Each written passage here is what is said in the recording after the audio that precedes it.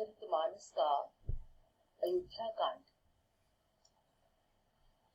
जब रामचरितमानस में अयोध्या कांड पढ़ा जाता है और उसकी जो कथा वस्तु है उसका बहुत महत्वपूर्ण स्थान है। विद्वान जो हुए हैं, भावुक और संत जो हुए हैं, वो बाल कांड के आदि, उत्तर कांड के अंत और अयोध्या कांड के मध्य स्थल का तात्विक रहस्य जो है उसको कोई विरला ही समझ सकता है। इस तरह की बात कही जाती है। बालकांड के आरंभ में कवि ने जिस व्यापक भूमि की आयोजना की है वो देखते ही बनती है। उसी तरह जैसे कि मैंने कहा, उत्तर कांड के अंत में जो अध्यात्म है वो अपने आप में अपने ढंग का अकेला है। जीवन की समस्त व्यवहारिक जटिलताओं का वर्णन कवि की लेखनी को अयोध्या कांड में करना पड़ा है। यहाँ जीवन की व्यवहारिक कुरूपता जहाँ एक ओर अपनी समस्त विभीषिका के साथ उपस्थित होती है, वहीं आदर्श की उज्ज्वलता अपनी संपूर्ण कांति के साथ आत्म प्रकाश भी करती है और दोनों में यही संघर्ष प्रारंभ होता है और अंत में आदर्श की विजय होती है। यूं तो रामचरितमानस का उद्देश्य ही आदर्श की यथार्थ पर विजय दिखाना है, और इसीलिए जहां कहीं दोनों में संघर्ष होता है वहीं यथार्थ की रक्षा करते हुए आदर्श की प्रतिष्ठा की गई है। फिर भी अयोध्या कांड में आदर्श को यथार्थ से जितना अधिक संघर्ष करना पड़ा है उतना अन्यत्र नहीं, और इसके लिए तुलसीदास को न केवल चली आती हुई राम कथा में ही संशोधन और परिवर्धन करना पड़ा है। उन्होंने विभिन्न पात्रों के चरित्रगत उज्जवल पक्ष को भी उनको उभारना पड़ा। कहीं कवि ने बिल्कुल ढांचे को मांसल और सुस्त बना दिया और कहीं अपनी तूलिका से हल्का गाढ़ा रंग भरकर निष्प्राण रेखाओं में भी प्राण प्रतिष्ठा कर दी। और यही कारण है कि रामचरितमानस का यह कांड एक ही साथ कवि, भावुक, चित्रकार, भक्त, अभक्त, विद्वान, सहृदय, आदर्शवादी एवं यथार्थदर्शी सभी को अपनी ओर आकर्षित करता है और अधिक अंश तक उनकी अंतर्वृत्तियों को संतोष प्रदान करता है।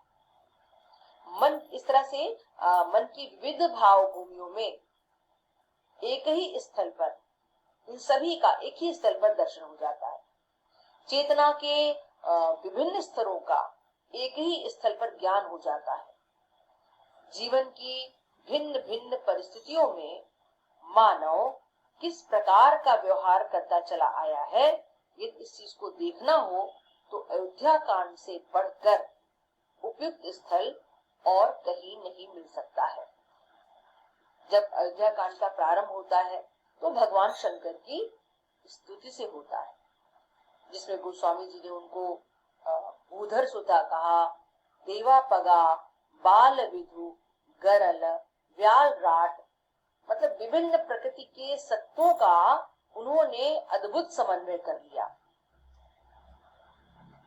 और शिव भगवान की इस समन्वय योजना को कवि कदाचित जीवन के लिए बहुत आवश्यक मानता है। अगर समन्वय नहीं है, विभिन्न विपरीत चीजों में जीने का भाव नहीं है, तो आप जीवन संघर्ष नहीं कर सकते।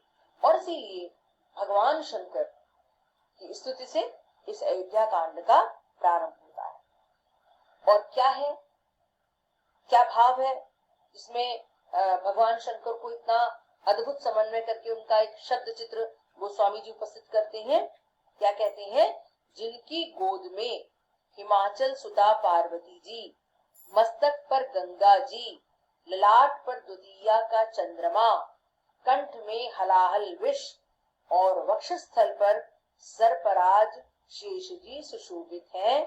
विभस्म से विभूषित देवताओं में श्रेष्ठ, सर्वेश्वर, संहार करता, या कहें भक्तों के पाप नाशक, सर्वव्यापक, कल्याण रूप, चंद्रमा के समान शुभ्र वर्ण श्री शंकर जी सदा मेरी रक्षा करें। तो ये समन्वय भूधर सुता, देवापगा, बाल विदु, गरल, व्यालराट, इन सब का समन्वय करना, एक साथ एक ही जगह सबको इकट्ठा कर देना, ये सिर्फ गोस्वामी जी की लेखनी ही कर सकती है। भगवान शंकर ऐसे ही है और इसीलिए जीवन में ये समन्वय आवश्यक है स्त्रियों का, और इसीलिए कवि ने भगवान शंकर को इस रूप में उनको रखा है अयोध्याकांड में। और इसी से उसने अपने आदर्श मानव राम की उस मुख श्री का भी आगे स्मरण किया है, जो न तो अभिषेक की सूचना पाकर प्रसन्न है और न वनवास के दुख से उनका मन म्लान होता है। उस श्लोक को भी देखिए, उस अर्थ को भी देखिए, पहले शिव और फिर राम जी है। प्रसन्नताम, क्या है प्रसन्नताम? रघुकुल को आनंद देने वाले श्री रामचंद्र जी के मुखारविंद की जो शोभा राज्याभिषेक से,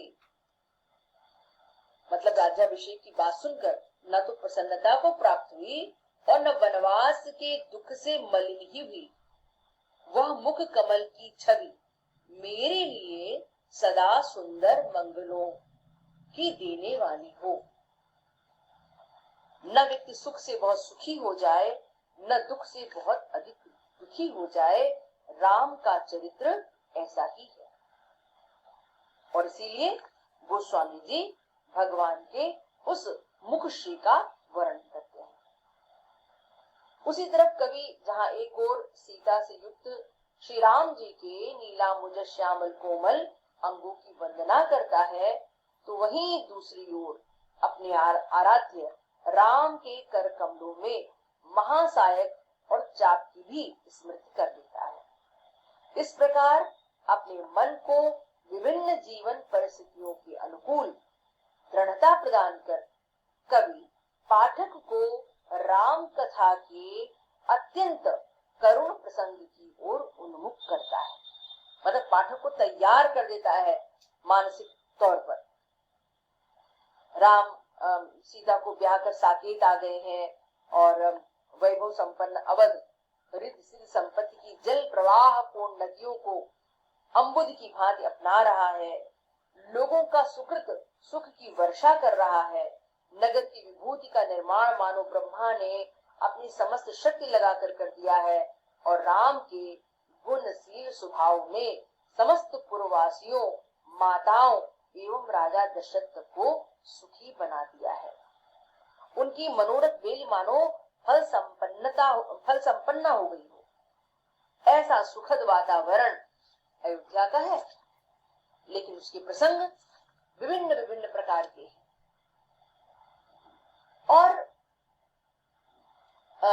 अयोध्या से लेकर जो चित्रकूट तक जो कथा वस्तु है, उसका जो संगठन है, कवि ने बड़ी कुशलता से किया है। हर दृश्य और हर घटना का गोस्वामी जी ने यदि विस्तृत वर्णन किया होता तो ये कांड बहुत ही विस्तृत हो सकता था। अतः कवि ने महाकाव्य की कथा के अनुरूप ही कुछ स्थल विशेष को चुन लिया और उनका वर्णन किया, और एक घटना के उपरांत दूसरी घटना स्वयं सिद्धियों की भांति चली आती है। घटना सूत्र मिलाने के लिए कहीं रुकना नहीं पड़ता। अगर आप पूरी कथा को लें तो सारी कथा को दो भागों में बांटा जा सकता है, राम की कथा और भरत की कथा। राम की कथा के प्रमुख अंग कौन से हैं? ये है राम राज्याभिषेक की तैयारी, कैकेयी द्वारा इस आमोद में विघ्न उपस्थित किया जाना, राम सीता और लक्ष्मण का वनगमन, वन पथ पर राम का चित्रकूट तक जाना। और भरत की कथा, उसमें क्या आएगा? दशरथ का मरण, भरत का ननिहाल से आगमन, भरत का राम के पास जाकर उन्हें मनाने का निर्णय और भरत का पूर्ववासियों के साथ वनगमन और चित्रकूट में राम भरत मिलन, चित्रकूट से लौटकर भरत का नंदीग्राम में निवास स्थान। तो अयोध्या कांड की कथा जटिल नहीं कही जा सकती है। राज्याभिषेक के प्रकरण के द्वारा एक पूरी कथा बाल कांड से सहज रूप से जुड़ जाती है और दूसरी तरफ चित्रकूट की सभा के उपरांत राम का फिर जो चित्रकूट की में कुछ दिन प्रभु निवास करते हैं और फिर वो अरण्य की ओर प्रस्थान कर जाते हैं। तो कथा बहुत बंधी हुई है। राज्याभिषेक की तैयारी हो चुकी है और बड़ी उत्सुकता से सारी प्रजा प्रभात की प्रतीक्षा में है और उसी दौरान एक घटना घटती है। मंथरा कैकेयी की मति फेर देती है और उसके बाद फिर राम को 14 वर्ष का वनवास मिल जाता है और भरत अपने ननिहाल में है। इस तरह की घटना क्रम बहुत महत्वपूर्ण है राम कथा के प्रसंग में। फिर जब राम वन की ओर चलते हैं और वन यात्रा का जो पहला दिन है वो तमसा के तट पर बीतता है। भावुक प्रजा को सोती हुई छोड़कर राम को सुमंत्र के साथ रथ पर चढ़कर आगे बढ़ जाना पड़ता है और आगे जब वो चलते हैं तो श्रृंगवेरपुर में निषाद राजपूत से उनकी भेंट होती है और इसकी संपूर्ण इसके स्नेहपूर्ण व्यवहार का जो आभार स्वीकार करके राम एक वृक्ष के नीचे सोकर रात बिताते हैं और सुबह पुनः अपने आगे जो आगे का मार्ग है वो चलते हैं और इसके नंतर उनको जो केवट मिलता है, केवट को अपना चरणामृत देकर गंगा पार करते हैं और फिर प्रयाग की ओर होता है। किसी भाग्यशील वट पर रात को काटकर फिर सभी प्रयाग के समीप आ जाते हैं। तीर्थराज में संगम पर स्नान करके ये वनयात्री भरद्वाज मुनि के पुनीत आश्रम में प्रविष्ट होते हैं। भरद्वाज राम का स्वागत करते हैं और याचना कि उनके चरण कमलों में उनका सहज स्नेह बना रहे और राम के रूप का दर्शन करके लोग कृतकृत्य हो रहे हैं। और आगे की कथा उनके उस वाल्मीकि आश्रम की ओर है जहां पर उनको महर्षि वाल्मीकि से आगे के पथ के विषय में चर्चा करनी।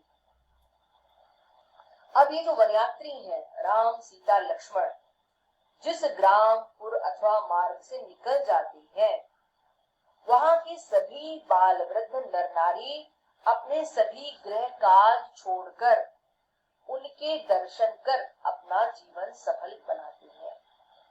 कुछ तो नेत्रों के मग छवि को उर्मे लाकर तन मन वाणी से शिथिल हो जाते हैं।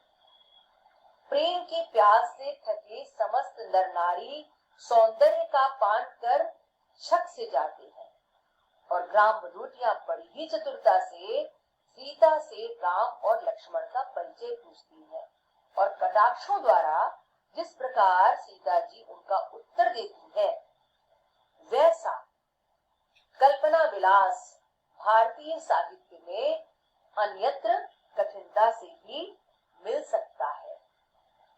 और लक्ष्मण का नाम भी सीता की बड़ी स्वाभाविकता से लेती है, किंतु राम का परिचय अत्यंत कलात्मक ढंग से वो स्त्री सुलभ रूप में करती है, उसका अवलंबन लिया है और अंचल से वदन विदु को ढककर की ओर देख कर बाहों को टेढ़ी कर खंजन नेत्रों को तिरछे कर सीता ने ग्राम वधूटियों को या ग्राम वधुओं को बतला दिया है कि राम उनके पति। कवितावली में